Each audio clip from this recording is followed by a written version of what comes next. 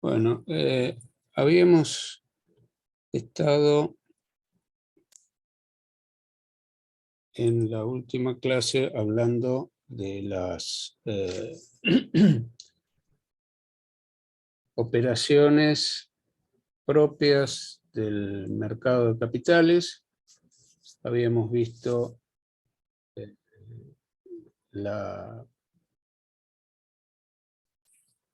el régimen de las obligaciones negociables.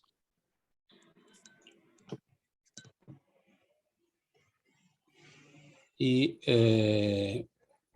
nos quedaba por ver la operatoria del underwriting. Perdón, ¿alguien me hace alguna pregunta?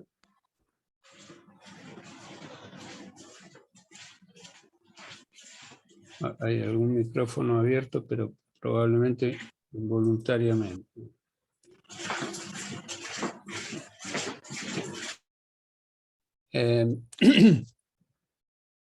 Con relación al régimen del underwriting, todavía no puedo poner la diapositiva.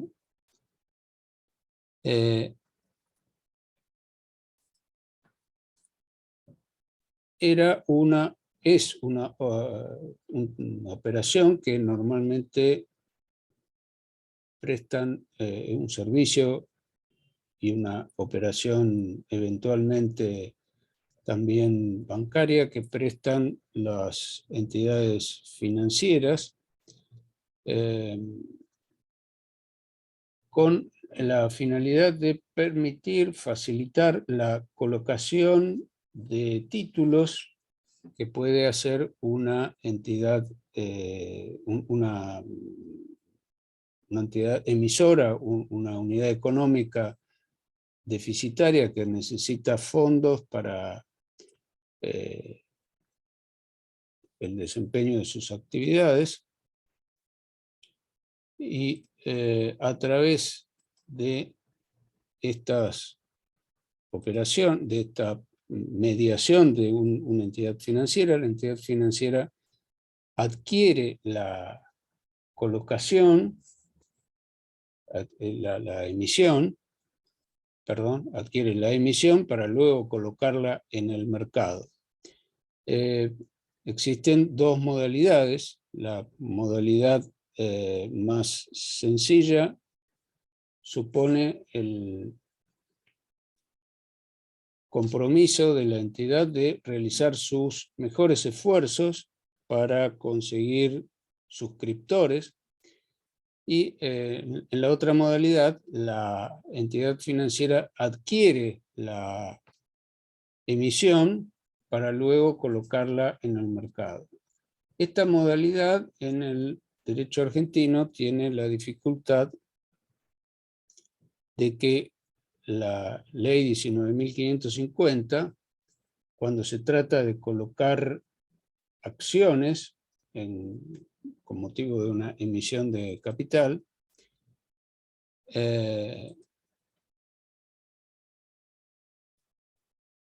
supone la necesidad de tener que ofrecer, la emisión a los accionistas que previamente detentaban la condición de tal para poder ejercer el derecho de preferencia. Bueno, acá finalmente me abrió disculpen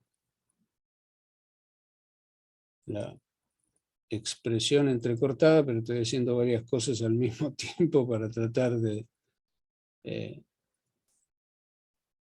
poder desarrollar la clase como tenía previsto.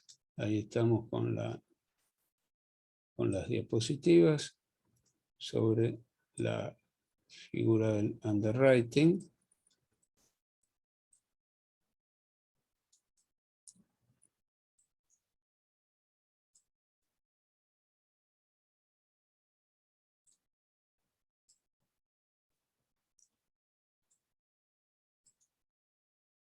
Bien.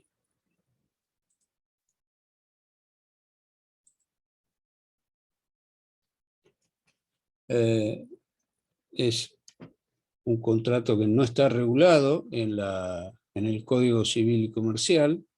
Sí alude a esta operatoria la Ley de Entidades Financieras que en su momento vimos, cuando en el inciso E del artículo 22 autoriza a los bancos a la realización de inversiones en valores mobiliarios vinculados con operaciones en que intervinieren, prefinanciar sus emisiones y colocarlos.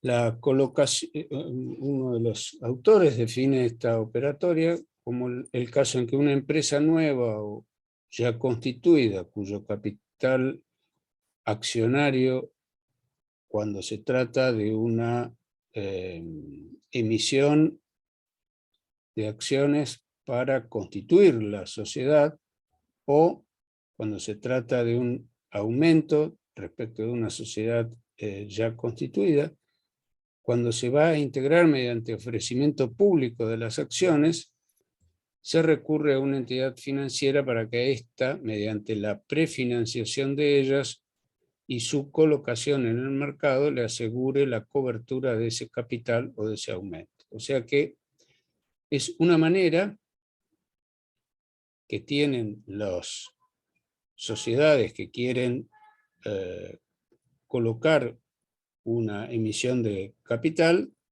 de obtener esa colocación de una manera más rápida, mediante la intervención de la entidad financiera, que puede limitarse a hacer una tarea exclusivamente de comercialización, de tratar de captar los interesados, o puede dar un paso más consistente, decíamos, en lo que se llama la prefinanciación, o sea, desembolsar los fondos por un valor inferior al valor nominal, para luego quedarse con esa diferencia, que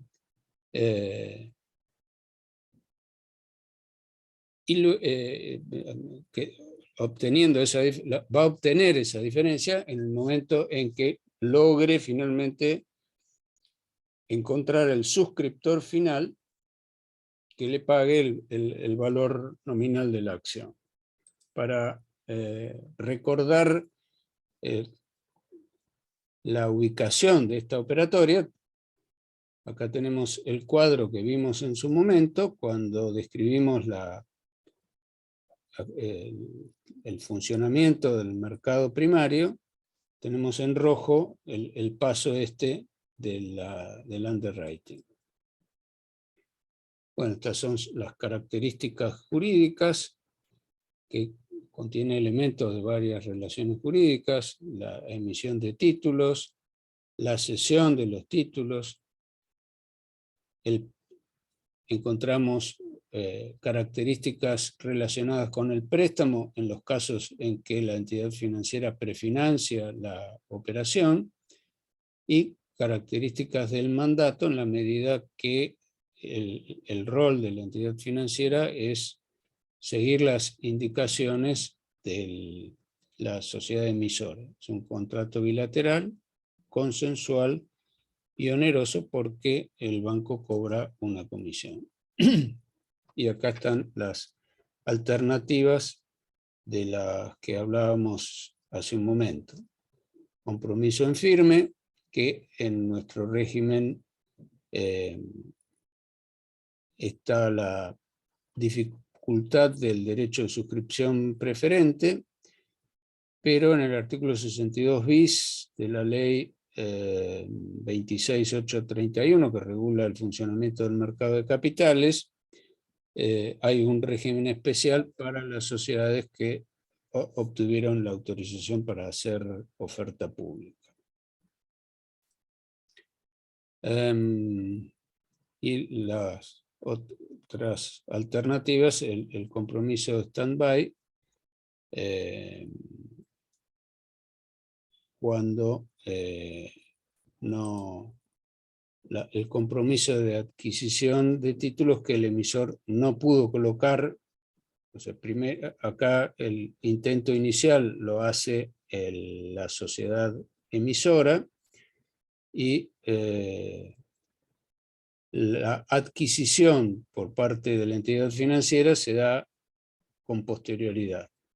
Y el compromiso de mejores esfuerzos, en el que no hay ningún tipo de compromiso de adquisición, sino que la entidad financiera simplemente se limita a intentar colocar tomadores. Bueno, vamos a ver la operatoria del mercado secundario.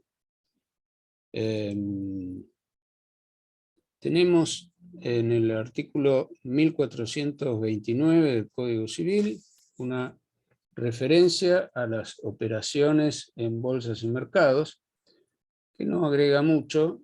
Dice así: los contratos celebrados en una bolsa o mercado de comercio, de valores o de productos, en tanto estos sean autorizados y operen bajo contralor estatal, se rigen por las normas dictadas por sus autoridades y aprobadas por el organismo de control.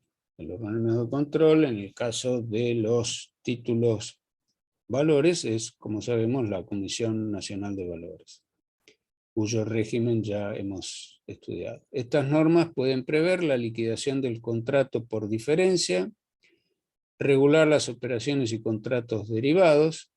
Las operaciones o contratos derivados son aquellos que están basados en un activo subyacente. Pueden prever estas normas fijar garantías, márgenes y otras seguridades, establecer la determinación diaria o periódica de las posiciones de las partes y su liquidación ante eventos como el concurso, la quiebra o la muerte de una de ellas, la compensación y el establecimiento de un saldo neto de las operaciones entre las mismas partes y los demás aspectos necesarios para su operatividad. Este artículo ha sido objeto de críticas porque repite de una manera muy vaga y amplia todo lo que el resto de la legislación específica establece.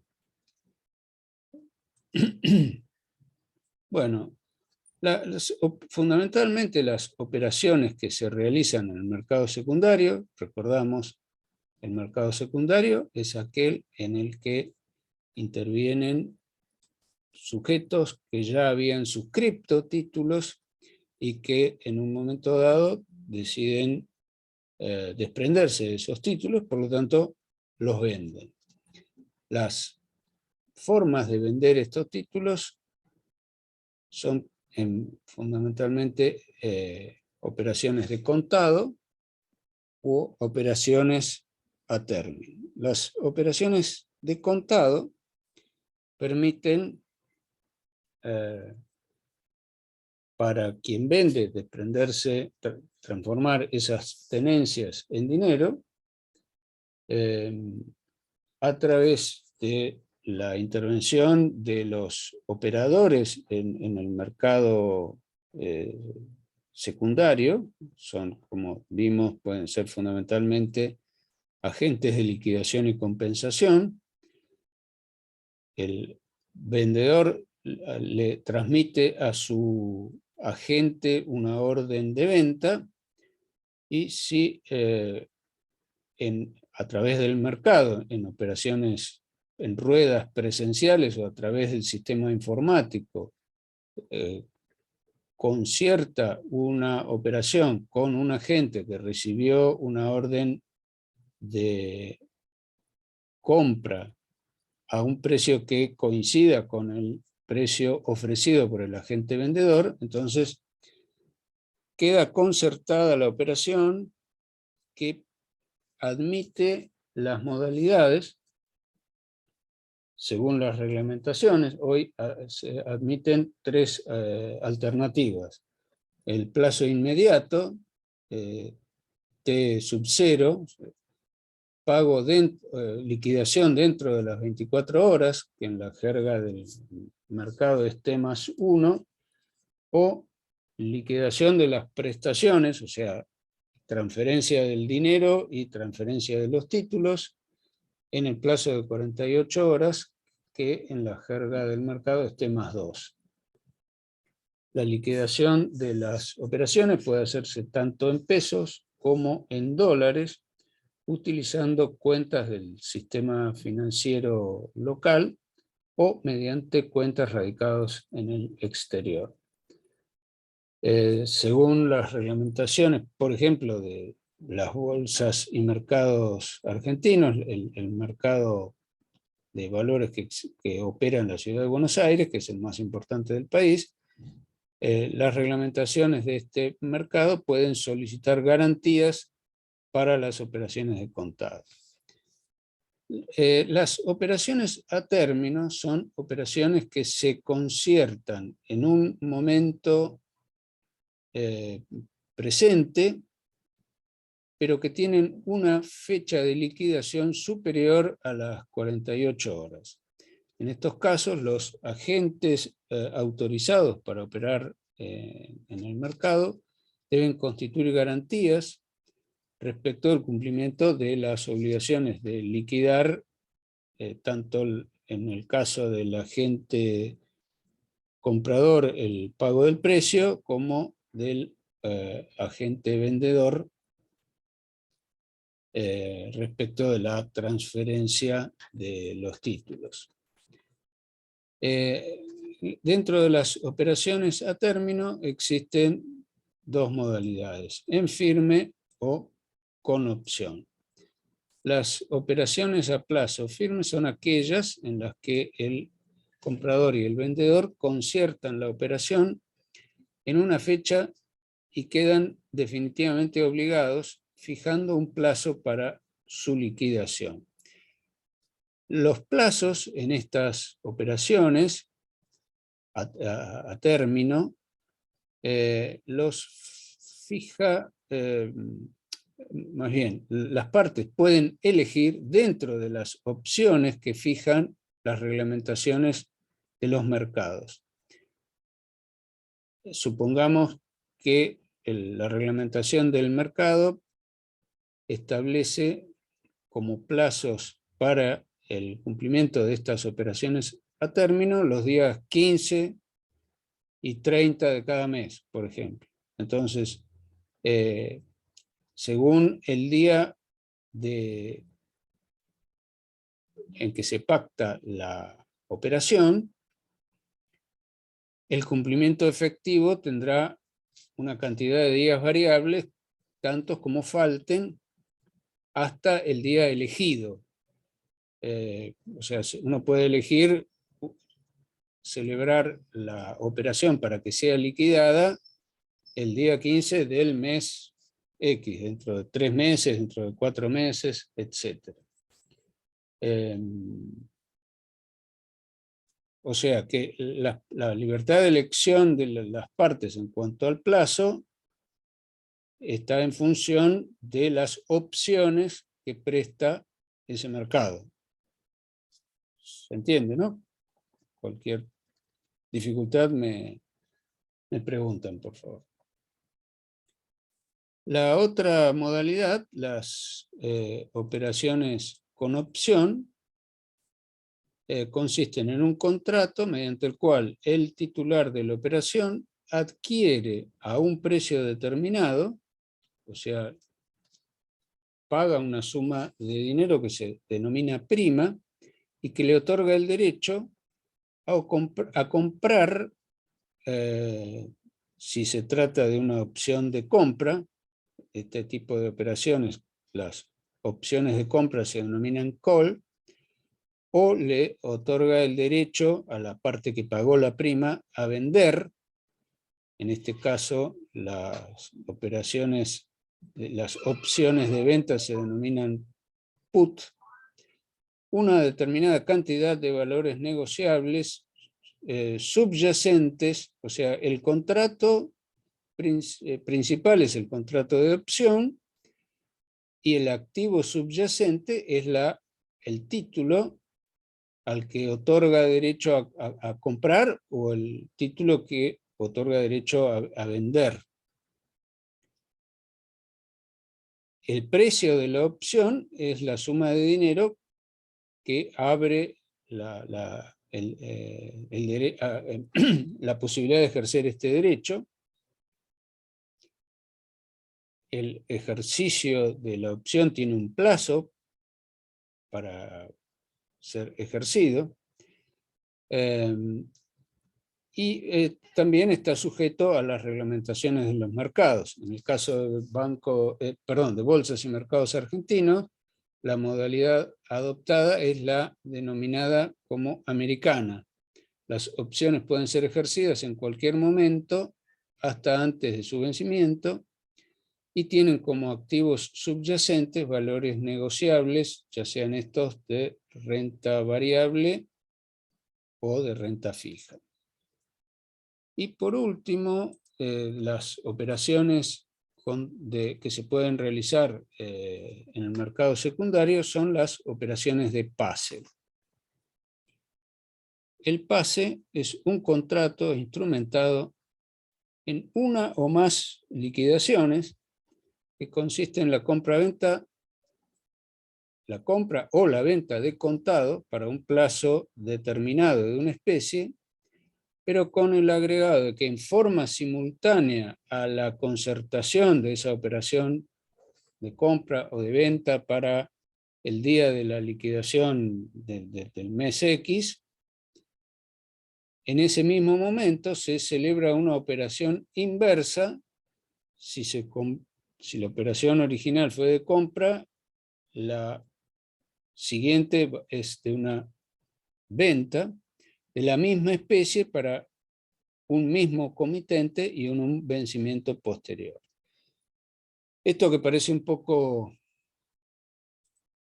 extraño, que alguien celebre una operación y simultáneamente celebre la contraria, es una manera de cubrirse frente a la posibilidad de que la operación no, como son operaciones a término, en el momento en que se conciertan, las partes no saben qué valor van a tener en el mercado de presente esos títulos. La operación de pase les permite posponer el cumplimiento de una operación que al momento de llegar el vencimiento no le ofrece el valor presente del título la expectativa que tenían al respecto. ¿Es clara la explicación o les queda alguna duda? Bueno, vamos a hablar de los fondos comunes de inversión, que es otra opción que tiene el inversor, que le permite a aquel sujeto que le interesa participar en este tipo de inversiones propias del mercado de capitales, comprar acciones, comprar obligaciones negociables, etc., les permite al inversor que no tiene demasiado conocimiento acerca de las alternativas complejas de estas operaciones, les permite participar en canastas de inversiones organizadas por expertos en estas operaciones. El mecanismo se integra con la actuación de dos sujetos. Un administrador, que es una sociedad gerente, que puede que determina la composición de esa canasta sobre la base de haber establecido de antemano un reglamento en el sentido de definir cuáles serán las operaciones, el tipo de riesgos que se van a correr y que el inversor elegirá si su interés es participar en un fondo cuya canasta de inversiones consista en operaciones de acciones, sobre acciones dedicadas a un determinado rubro, o acciones latinoamericanas, o el objetivo del inversor es participar en operaciones de renta fija. Entonces el fondo habrá de organizarse para elegir este tipo de inversiones, por ejemplo, obligaciones negociables o plazos fijos. Entonces, la determinación de la composición de la cartera la efectúa, lo organiza un sujeto denominado sociedad gerente, que es una sociedad autorizada por la Comisión Nacional de Valores, independiente del segundo operador que interviene en este mercado, que es la sociedad depositaria, que es la que custodia los activos en cartera y el dinero que compone el Fondo Común de Inversión. La situación en que se encuentran los activos es la de un condominio entre los sujetos que participan los suscriptores, que adquieren el derecho a través de un certificado, una participación en ese condominio. Existen dos clases: los fondos comunes abiertos, que son aquellos en los que se puede entrar y salir en todo momento. Al momento en que el inversor quiere salir del fondo, el administrador del fondo hace un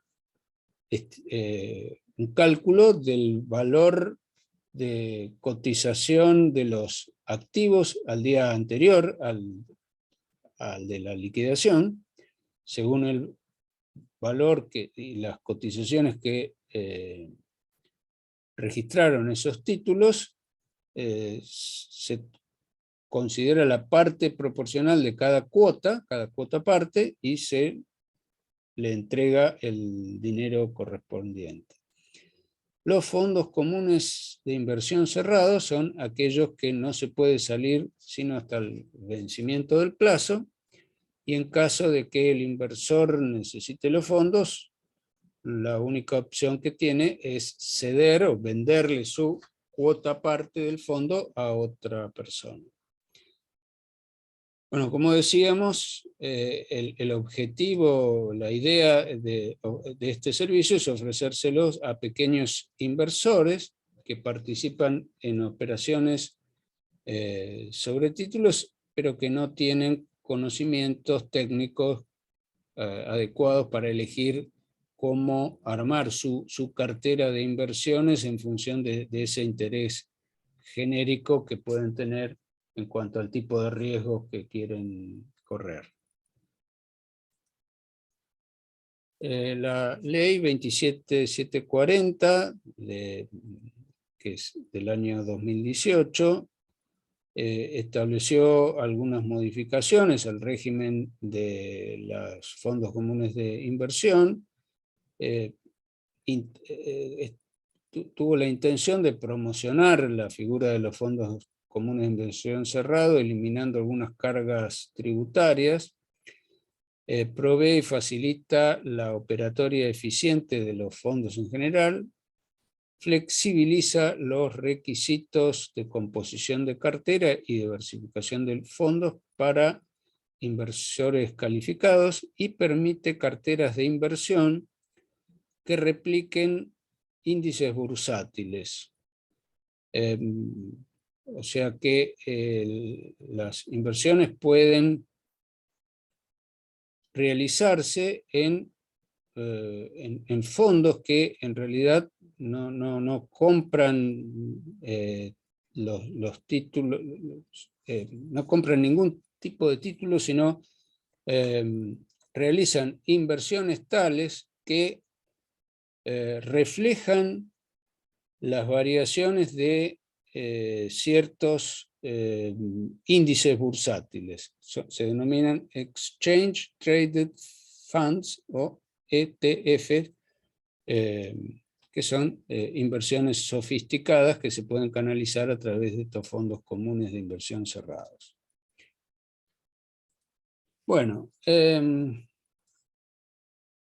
hasta aquí hemos visto la operatoria en mercados de contado, que pueden ser mercados de divisas, mercados financieros, donde se obtienen préstamos, se descuentan documentos, mercados de capitales de renta fija como las obligaciones negociables, que en principio canalizan necesidades financieras de largo plazo, y mercados de capitales de renta variable que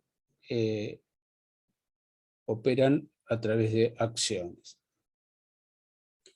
Ahora bien, en estos mercados se puede operar a través de instrumentos de contado o instrumentos derivados, como el caso de como analizábamos hace un momento, cuando vimos las operaciones que se pueden realizar en los mercados, las compraventas que se pueden realizar pueden ser compras de contado o a término, mediante el ejercicio de opciones. Bueno, ahí tenemos un caso de operaciones derivadas. Vamos a ver un poco más en detalle esta otra opción, donde la diferencia en el objeto de las prestaciones es que las operaciones en los mercados de contado suponen operaciones que tienen por objeto la financiación para adquirir activos, o sea, se obtienen flujos de dinero. En cambio, en los mercados de derivados, estas otras operaciones a término, la finalidad es más bien la cobertura o la especulación. O sea, esto tiene por objeto modificar perfiles de riesgo cuando se está expuesto a las fluctuaciones de los valores, de ciertos valores que pueden modificar el cálculo hecho por un empresario. Supongamos que un empresario está planificando un negocio consistente en importar mercaderías y está calculando los costos de todo su circuito de operaciones, y el pago de las mercaderías importadas que luego va a comercializar en el país, lo tiene que hacer en moneda extranjera. En un contexto de oscilación del precio de la moneda extranjera, un riesgo al que está expuesto es que el precio que tenga que pagar al momento de liquidar esa operación de importación le altere los costos internos. Entonces, una manera de cubrirse frente a esa operación es operar, por ejemplo, en el mercado de futuros. Comprar hoy dólar futuro a un tipo de cambio que sea que le dé cobertura a su perspectiva de negocio. Estas operaciones no tienen el riesgo de pérdida de capital. La mayor pérdida a la que está expuesto quien interviene en esto es la pérdida del precio de la opción pagada. Bueno, entonces acá tenemos que este tipo de operaciones están sometidas a un régimen especial, son contratos financieros cuyas condiciones de pago se encuentran determinadas por el valor de una transacción o activo subyacente. Acá tenemos un gráfico que muestra esta situación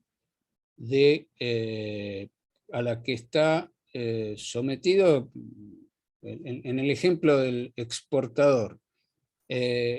Tenemos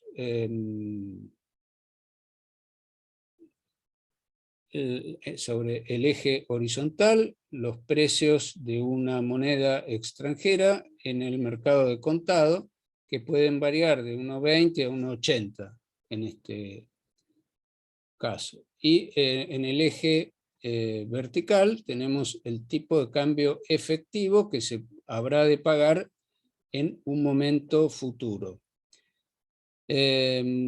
Supongamos que el precio de 1,50 de esa moneda le resulta suficiente al importador, entonces hoy puede pactar ese precio para pagar en el momento en que él a su vez va a tener que desembolsar frente a su exportador esa cantidad de moneda extranjera. Entonces recurre a un tercero que se compromete a venderle esa cantidad que él va a necesitar para realizar ese otro negocio.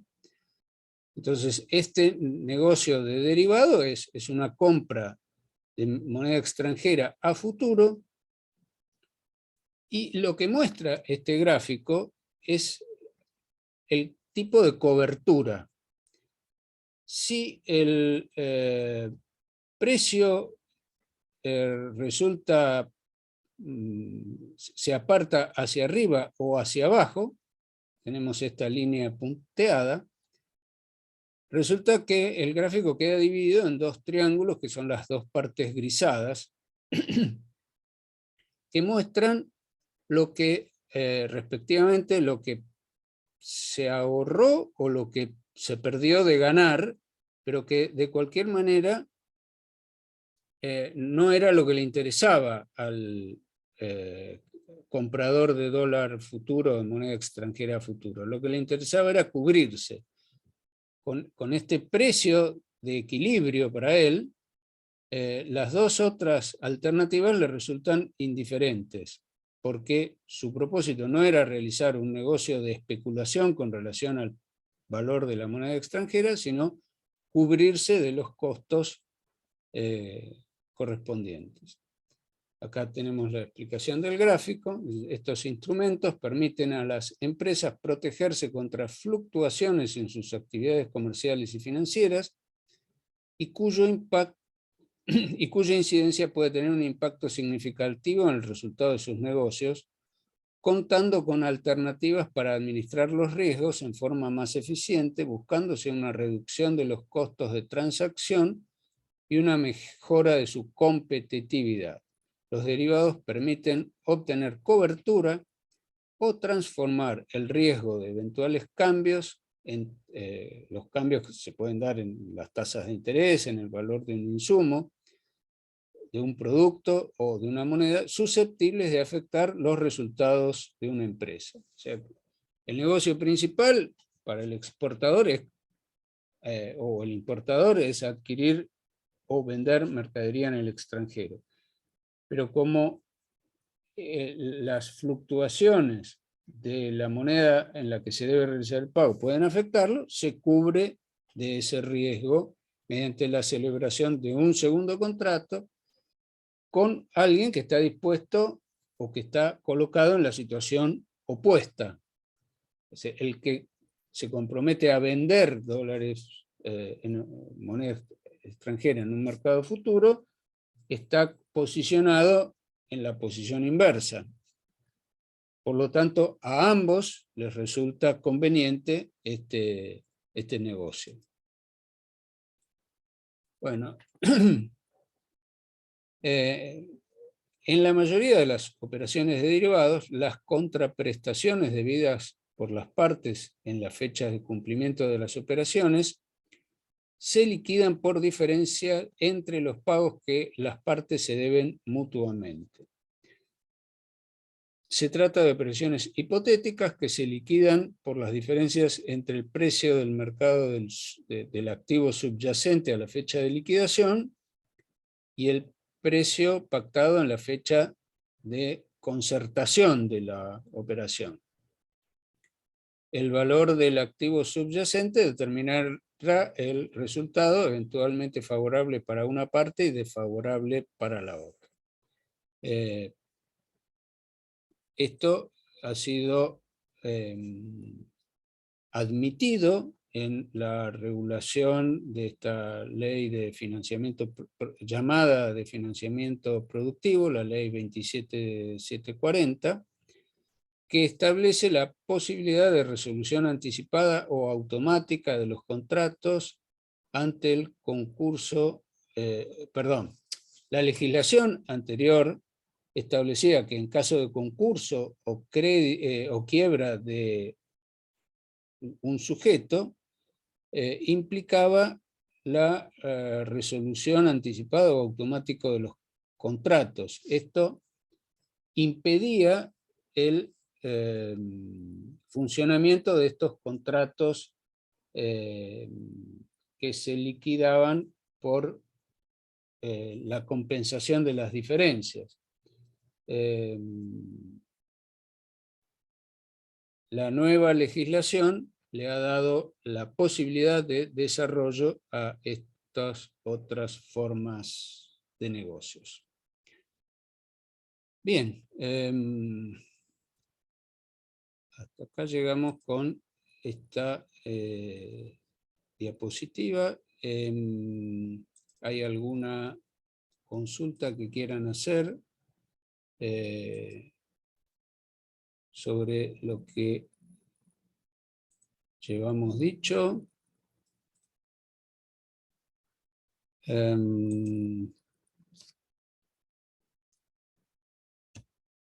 Ustedes me dirán si quieren. Profesor, usted cuando habló del mercado de operar con futuros, ¿este derecho de opción sería una especie de apalancamiento?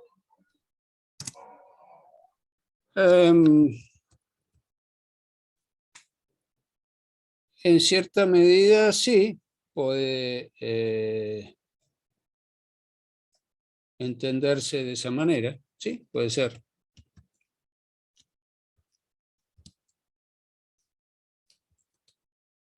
Bueno,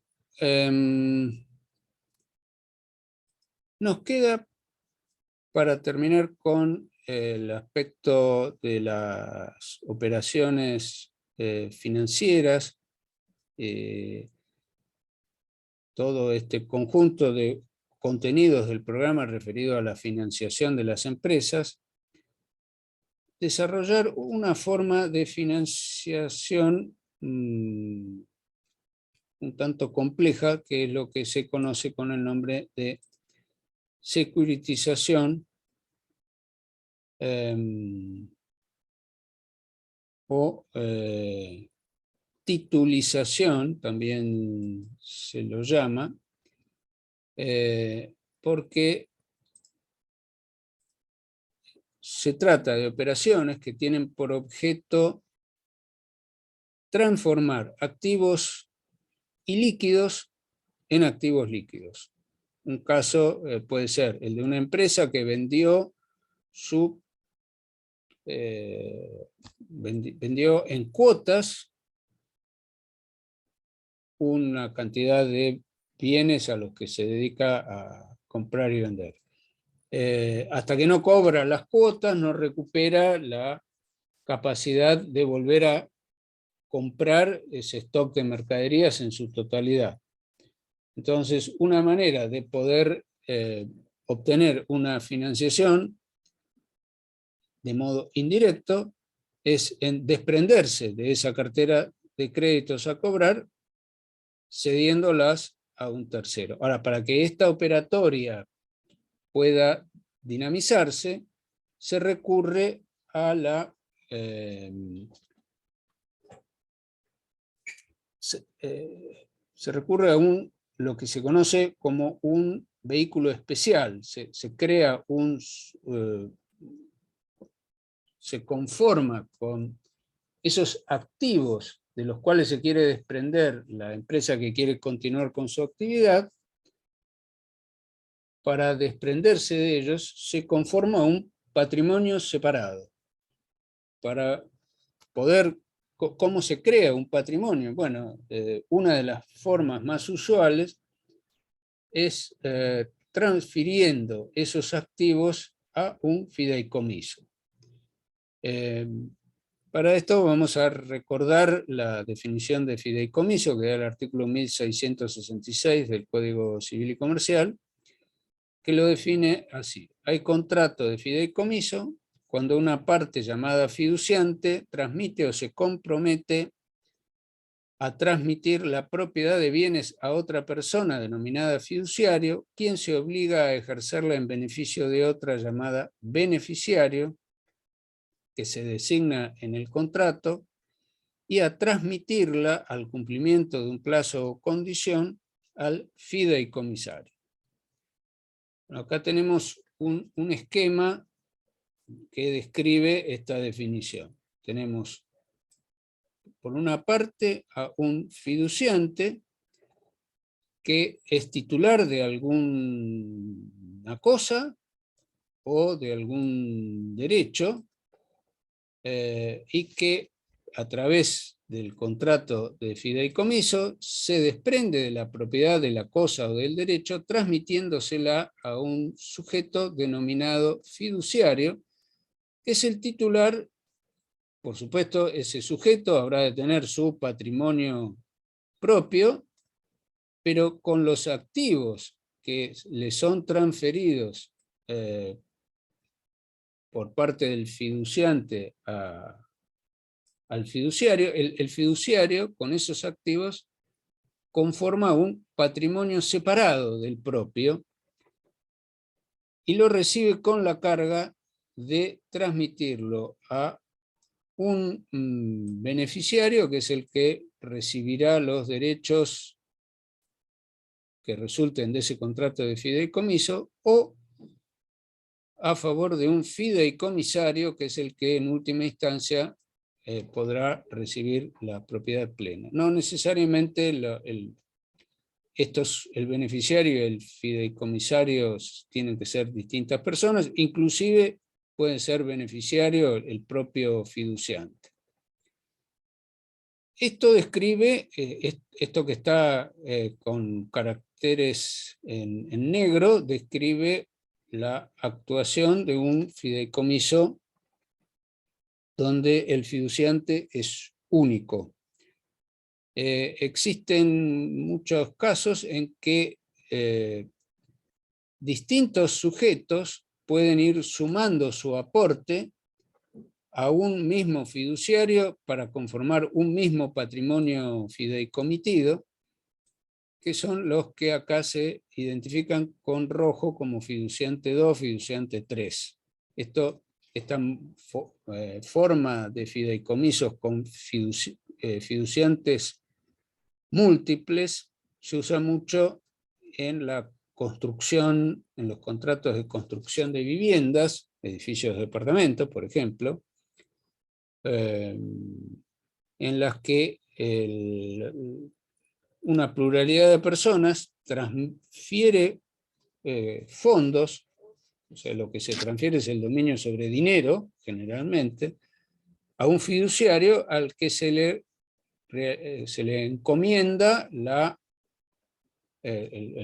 utilización de esos fondos para la contratación de una obra, al cabo de la cual a cada uno de a los beneficiarios de esos fideicomisos se le transferirá el dominio de las unidades construidas. El dinero se transforma en una obra y el resultado de la obra vuelve a la finalización del contrato. De lo que vamos a hablar acá es de los fideicomisos financieros, que están regulados por el artículo 1690 del Código Civil, que establece como condición para estos fideicomisos la condición de que el fiduciario sea una entidad financiera, de las reguladas por la ley 21.526, o bien una sociedad de objeto específico para ese fin, autorizada por la Comisión Nacional de Valores. Y en los fideicomisos financieros, los beneficiarios habrán de ser tenedores de títulos valores garantizados con esos bienes fideicomitidos. Los títulos valores sobre esos bienes fideicomitidos pueden ser títulos de deuda atípicos. El artículo 1820 del Código Civil y Comercial autoriza la creación de títulos según las condiciones que las partes acuerden, o bien pueden ser certificados de participación sobre los bienes fideicomitidos. Ahora vamos a ver la diferencia entre estas alternativas. El emisor de los títulos normalmente es el fiduciario, que establece condiciones en función de un prospecto. Y entonces llegamos a la expresión securitización, que habíamos definido al comienzo, como transformación de una cartera de créditos ilíquida en valores negociables, tales que en un mercado secundario pueden encontrar interesados a través de la oferta pública o de la oferta privada si están previamente contactados. La expresión securitización viene del inglés security, que se traduce como título valor o como valor negociable. En virtud de esto, algunos autores prefieren denominar a esta operatoria como titulización, viene de transformar en título valor un activo que no tenía esas características de negociabilidad. Bueno, hay dos modalidades de securitización. Una se conoce con el nombre de pass-through, en la cual el originante es la empresa que genera los activos que habrán de ser sometidos a este mecanismo. Normalmente esos activos son créditos a cobrar en un plazo futuro, pero esto para la empresa que genera estos créditos, el originante de los créditos, la carencia de liquidez implica que estos sean activos inmovilizados. No los puede volver al circuito de compra y venta para seguir generando ganancias. Entonces, el originante titular de la cartera de créditos es el que va a iniciar esta operatoria a través de una venta, de una cesión de esos créditos a un tercero. En general, para que esta operatoria se pueda llevar adelante, normalmente se recurre a carteras de créditos homogéneos, que tengan todos más o menos condiciones similares. Por ejemplo, una cartera por consumo de ventas por tarjetas de crédito o préstamos otorgados bajo las mismas condiciones a una pluralidad de tomadores.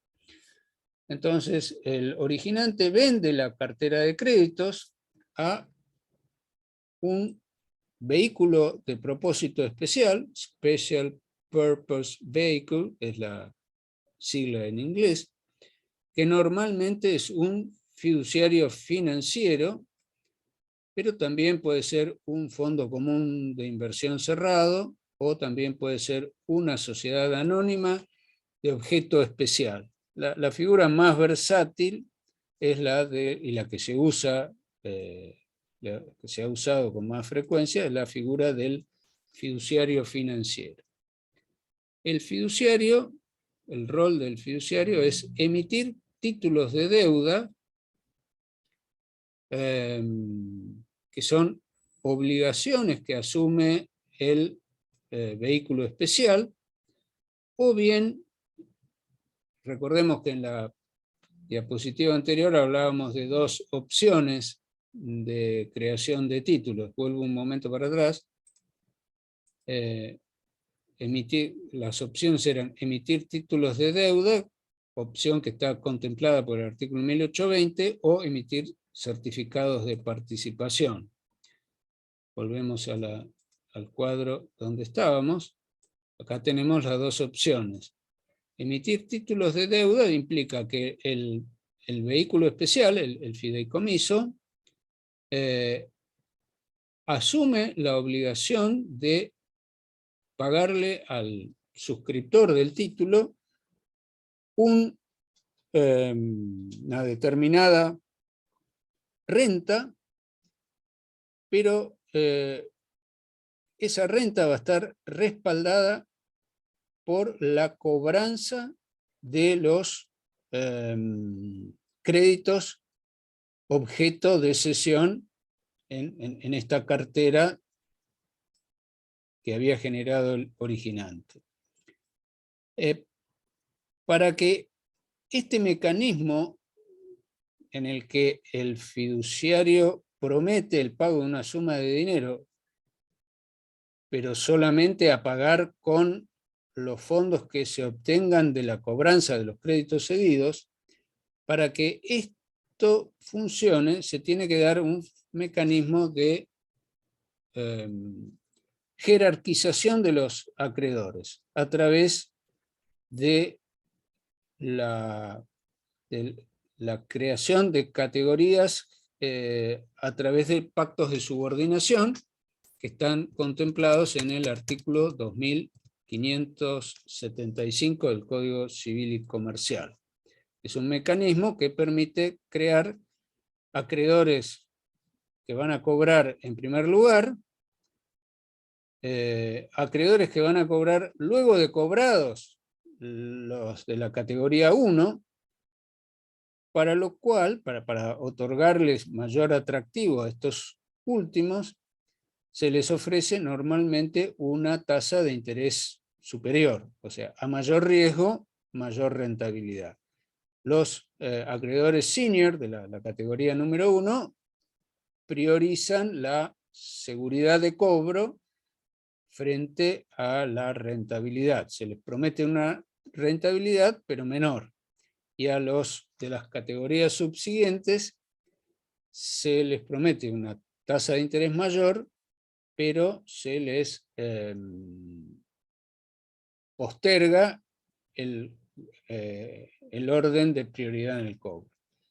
La otra alternativa es la de los certificados de participación, que está contemplado en el artículo 1693 del Código Civil y Comercial, que estos acreedores, si suscriben títulos, si el fiduciario, en lugar de emitir títulos de deuda, donde promete el pago de una suma de dinero más una renta cierta, lo que promete es participar en lo que se pueda cobrar de los pagos que vayan haciendo los deudores cedidos, esta alternativa está regulada por el artículo 1693 del Código Civil y Comercial.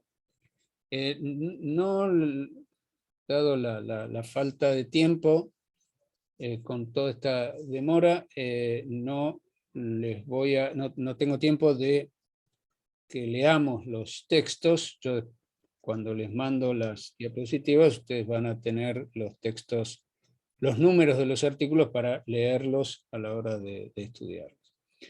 Bueno, y los beneficiarios de este fideicomiso habrán de ser los beneficiarios, que son los inversores. Hay una segunda modalidad, que la vamos a ver después, pero esta, la de la jerarquización, requiere esto que se conoce como el mejoramiento del crédito, o credit enhancement, que se da a través del otorgamiento de garantías. Por ejemplo, si se reciben activos por valor 100, se van a emitir títulos representativos de un valor 90, de modo tal que quede esos 10 activos sobrantes respecto de la promesa contenida en el título, habrán de servir como garantía para que todos puedan cobrar. Otra forma de mejoramiento es el depósito en efectivo, o una tercera forma de mejoramiento para permitir esa segmentación jerárquica de los créditos es la contratación de un seguro de crédito, o la cuarta es la emisión de deuda subordinada, según este mecanismo que habíamos indicado hace un momento.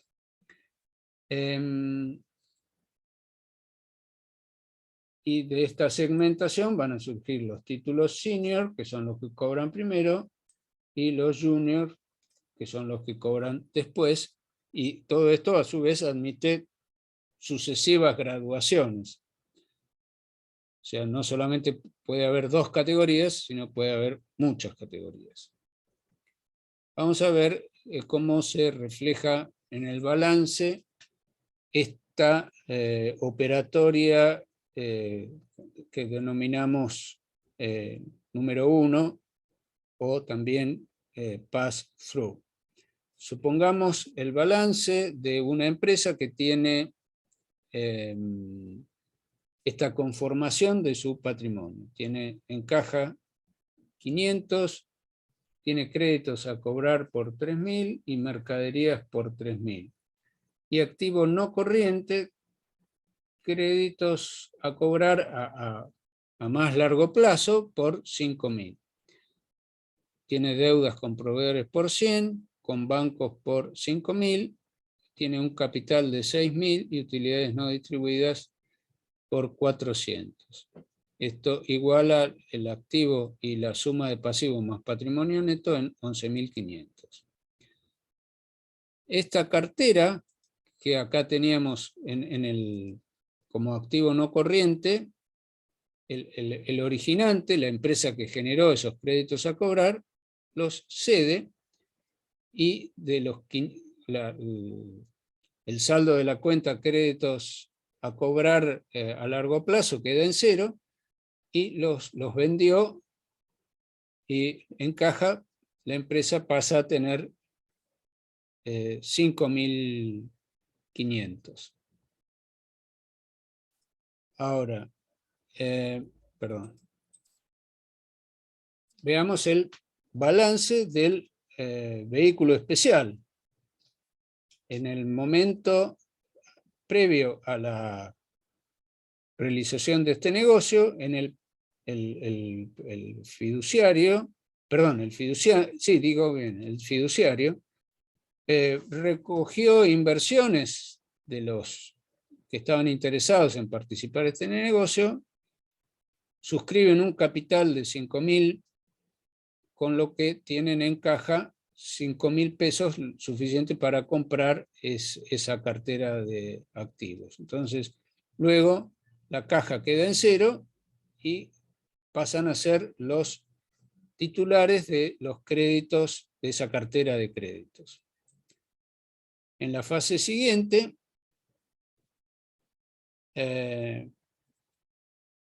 tenemos la compra al vehículo original, emite títulos sobre esos créditos a cobrar, se los vende a los suscriptores de esos títulos, que emite títulos por 4.000, sea, queda con una deuda de 4.000 y mantiene una reserva de 1.000, que son esos créditos que se reservan para generar ese mecanismo de mejoramiento del crédito. Y la deuda que emite, la emite en 3 tramos. Un tramo lo tenemos acá en la columna de la derecha. Esos 4.000 que emite, los emite a través de 2.500 títulos, perdón, esos 2.500 títulos categoría A, 1.000 títulos por valor 1.000 categoría B y por valor 500 la categoría C. Esto que acabamos de ver es el circuito de operaciones de la variante conocida como variante 1. En la segunda forma, el originante titular de una cartera de créditos homogéneos directamente es él el que emite los títulos de participación, con lo cual los fondos para obtener su liquidez los va a obtener directamente sin la intervención de ese patrimonio separado. La ventaja de la utilización de la variante anterior está dada por que al intervenir en la securitización un patrimonio independiente, el riesgo crediticio de la deuda baja, porque en cabeza del empresario originante de los créditos, cosa que no vamos a ver que en esta segunda variante no se da,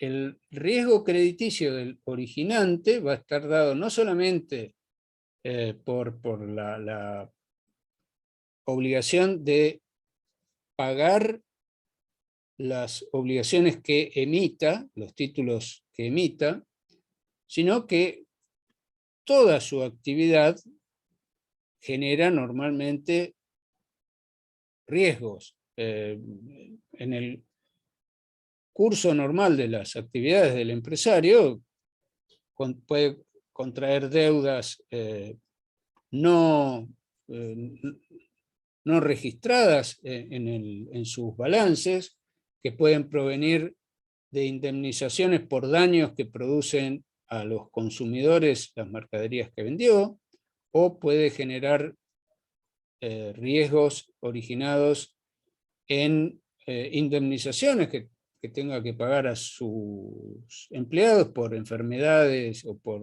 accidentes que se produzcan en el lugar de trabajo.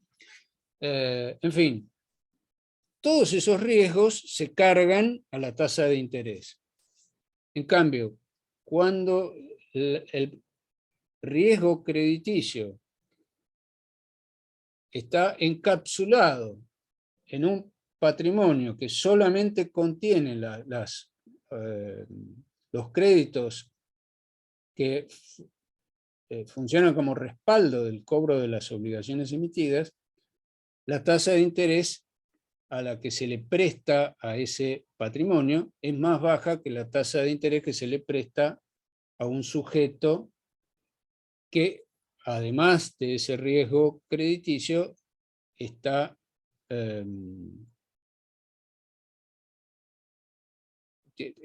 arrastrando el riesgo de su actividad normal.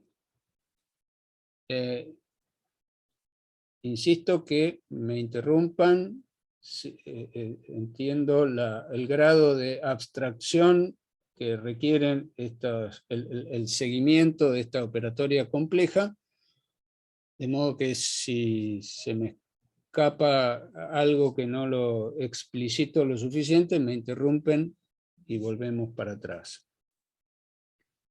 Bueno, entonces vamos a concentrarnos ahora en esta segunda variante en la que el empresario originante de los créditos, para obtener liquidez sin recurrir a la figura del fiduciario, del vehículo especial, emite los títulos en los que cede su cartera de créditos, y los inversores son los que financian directamente, le compran al originante los títulos emitidos.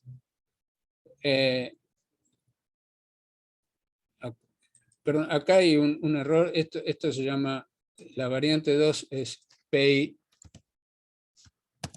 through, estaba repetido el nombre. Tenemos la situación del originante, exactamente igual a la que vimos anteriormente.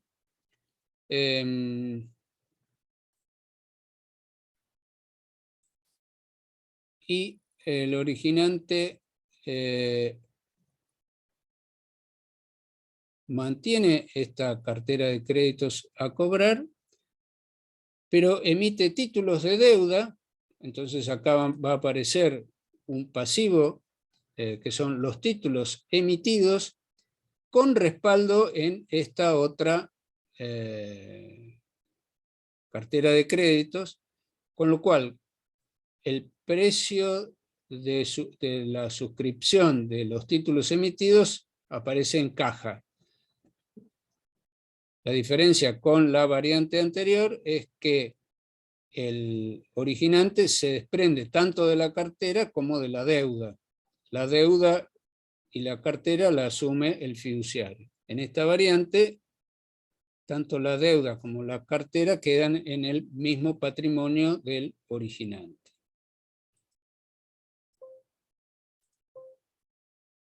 Bien.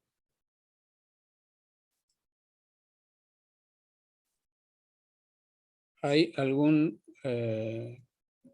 comentario sobre la temática que hemos desarrollado? Nos quedan unos minutos para abordar la problemática de la última unidad, que es la cuestión del transporte. Ya con esto nos dejamos atrás todos los contenidos que hemos venido desarrollando respecto de la financiación de la actividad empresaria, y ahora vamos a ver la cuestión del transporte. En la próxima clase, que va a ser la última, vamos a continuar con este tema y vamos a hacer el comentario de los trabajos de los trabajos prácticos que entregaron, no los que, si bien se refieren a esta temática que venimos de desarrollar, no tuve tiempo de revisarlos como para ver cómo encarar el comentario. Así que esto lo vamos a hacer en la próxima clase. Y en lo que nos queda... Profesor, ¿Sí? ¿Escucho? este pago lo puede pasar antes del fin de semana. ¿Pasar qué cosa? ¿Las Este diapositivas? Power, ¿Cómo? sí. Sí, sí, sí, sí. No hay problema. Muchas gracias. No, por favor. Bueno, entonces vamos a compartir, perdón, pantalla con una nueva diapositiva.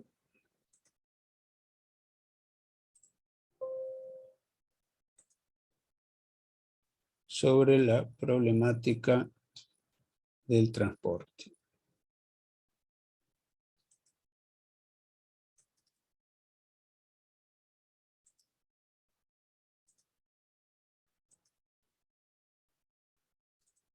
Bien.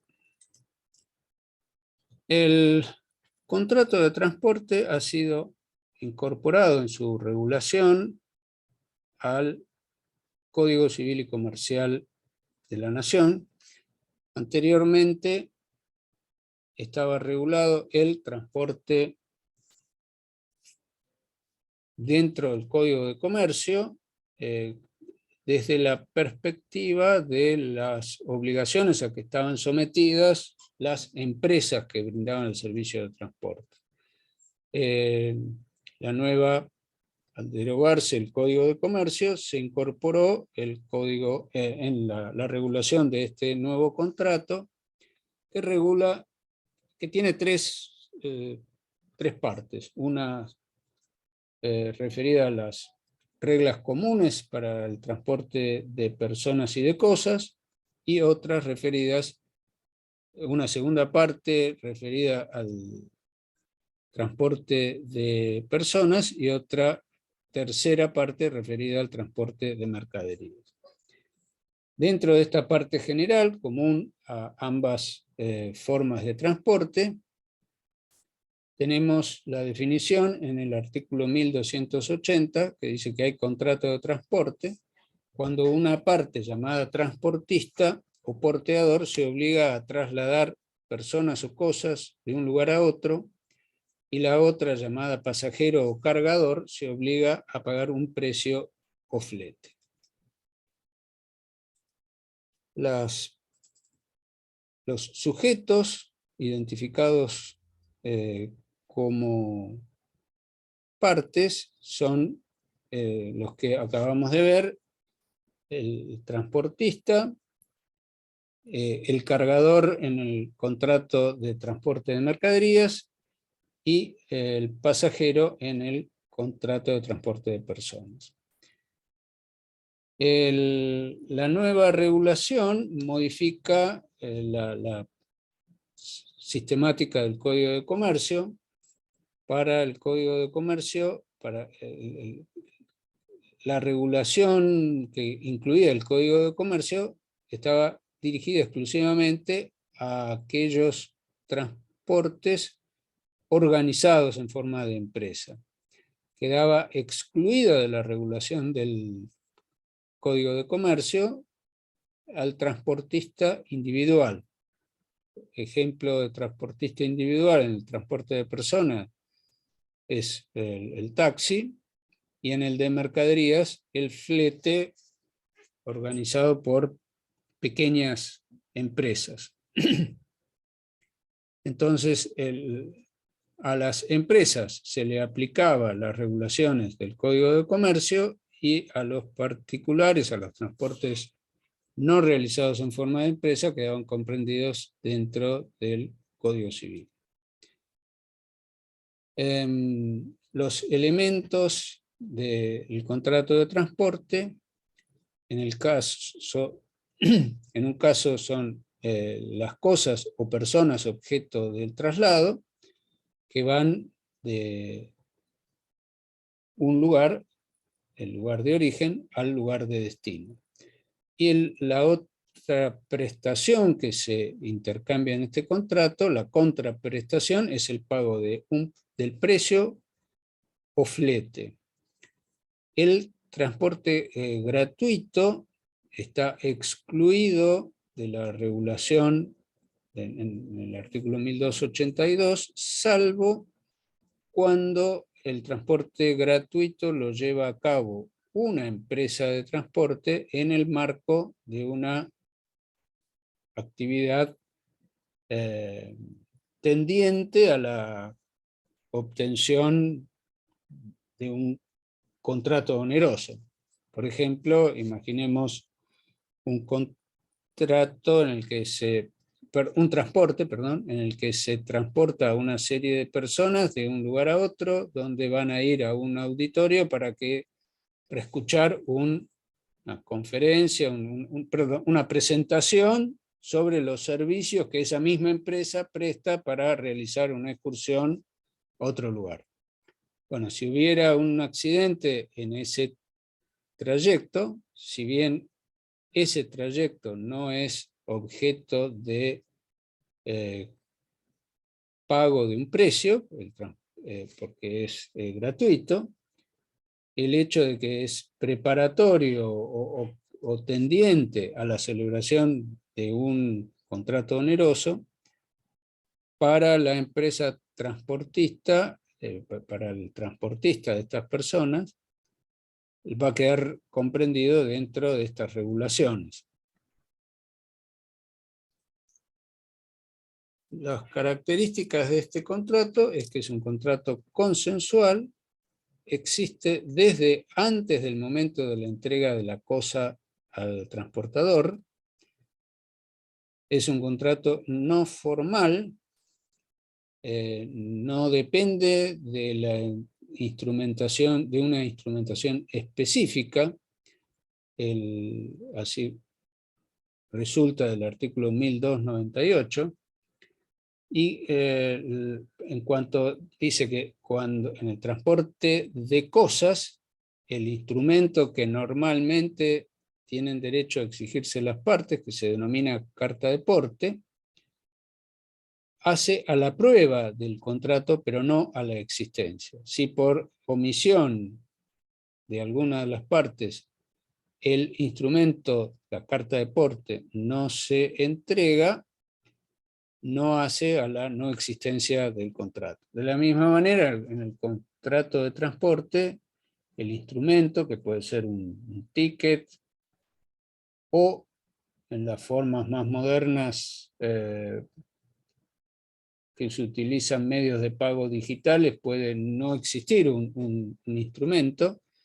Tenemos la confirmación de que no es un elemento que haga a la existencia del contrato el documento que pruebe su realización. Es un contrato bilateral en la medida que genera obligaciones a cargo de ambas partes.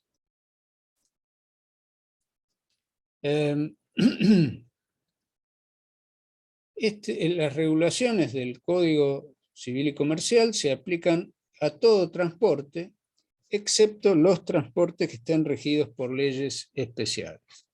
Ejemplos de leyes especiales son la Ley de Navegación, la 20.094, que rige el transporte a través, por medios fluviales o marítimos. El Código Aeronáutico, Ley 17.285, que rige los transportes por aire. El transporte multimodal, que es aquel en el que se realiza por dos o más medios y un único operador. O sea, multimodal supone la utilización de más de un medio de transporte, pero un operador único. Este transporte multimodal está regido por la ley 24.921. Y el orden de prelación que establecen los artículos 963 y 964 establece que, en primer lugar, se habrán de aplicar las normas indisponibles establecidas por la ley especial y en subsidio las del Código Civil y Comercial, que también fueran indisponibles. En segundo lugar, las normas particulares del contrato. En tercer lugar, las normas supletorias de la ley especial. Y en último lugar, las normas supletorias del Código Civil y Comercial. También queda excluido de este conjunto de normas que vamos a ver el transporte gratuito, que es aquel en que no se paga como ninguna suma de dinero, y el benévolo, que es el ocasional, cuando alguien lleva, por ejemplo, a un pasajero que está haciendo dedo en la ruta. Bueno, ya estamos en tiempo. Les pido disculpas por las dificultades para el inicio de la clase de hoy, que lamentablemente la tecnología se me puso en contra, no sé qué le pasó. Entiendo que fue una actualización que empezó a operar y me impedía ingresar a la sesión de Zoom. Bueno, no sé si hay alguna pregunta que quieran hacer sobre lo que hemos hablado. Si no, damos por terminada la clase y aprovecho para agradecerles la presencia. Bueno, nos vemos el lunes. Adiós, muchas gracias. Gracias a usted, profesor. Hasta luego. Hasta luego. Chao, gracias. Gracias, hasta el lunes.